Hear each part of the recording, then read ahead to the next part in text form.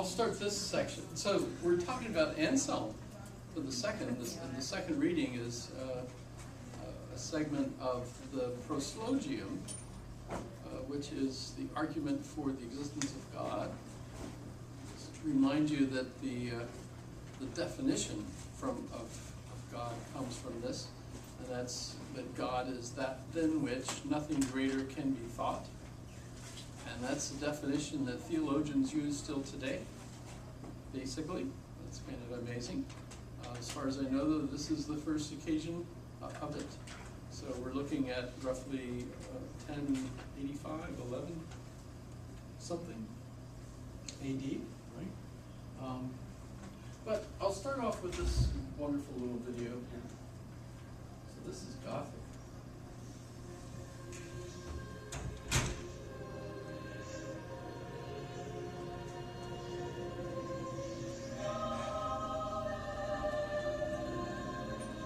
There's nothing as lovely as the sight of a Gothic cathedral facade.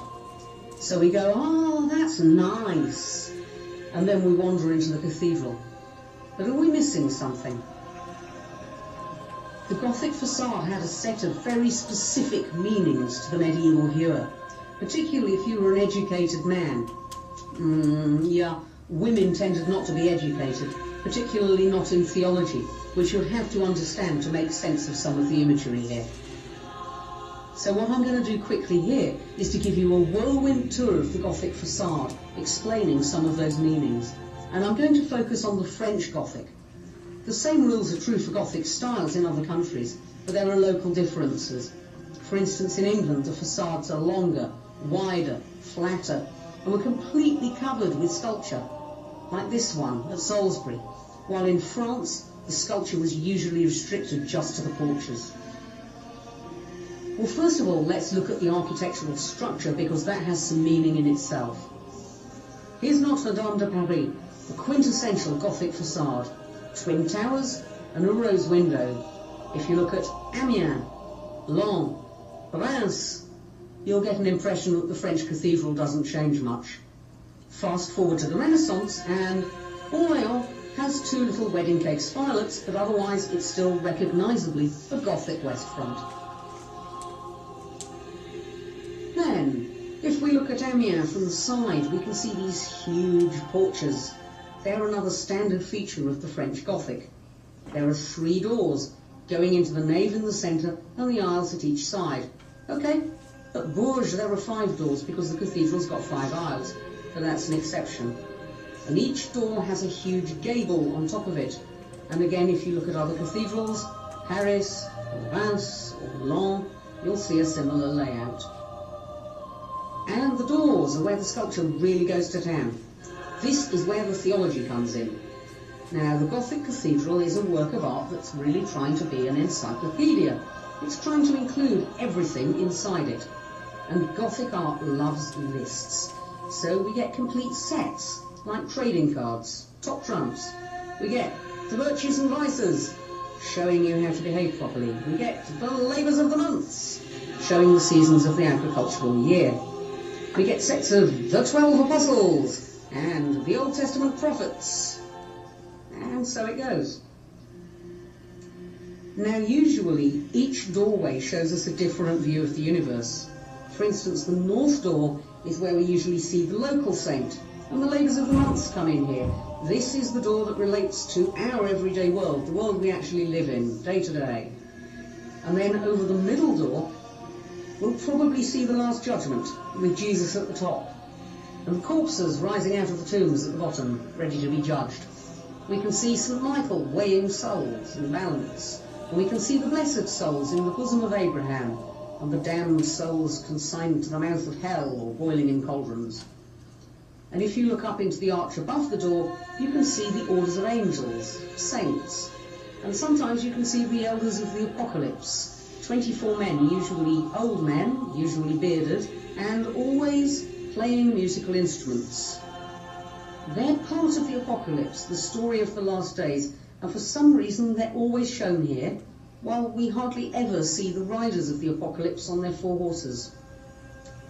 Then the south door will often be dedicated to the Virgin Mary, so here we'll see stories of her life, or perhaps episodes from Jesus' childhood, like the visit of the three kings or the flight to Egypt. Sometimes the pattern varies. For instance, where the cathedral's dedicated to the Virgin, sometimes she gets the middle door instead.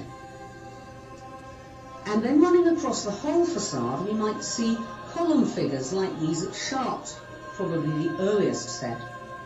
And at Amiens, the whole story of the Bible is splayed across the front. There are the prophets, there are the apostles, and even Solomon and the Queen of Sheba. Now we've been looking at ground level for a while, but look up and there's a rose window. From the earliest and most simple style, this is the one at Toulon, to the most complex, flamboyant work like this one at the Sainte-Chapelle in Paris, the rose window is a feature of all the great Gothic cathedrals. To the Middle Ages, the circle represented a perfect form. It was a symbol of eternity. And so we have eternity at the top of the facade. Then we have the tympanos of the doors showing the life of Jesus, the Last Judgment, the life of the Virgin, the life of a saint.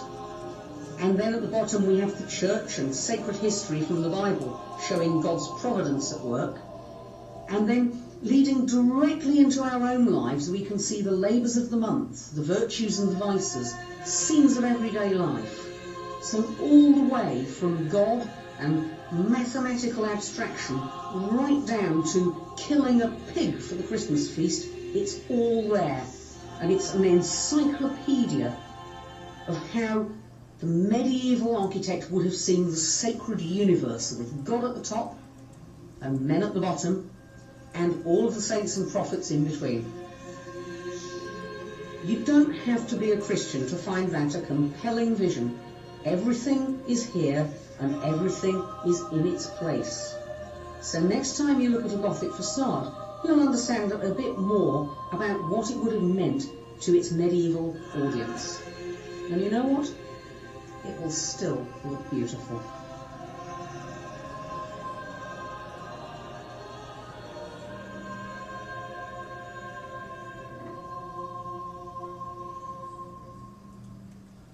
So that's cool.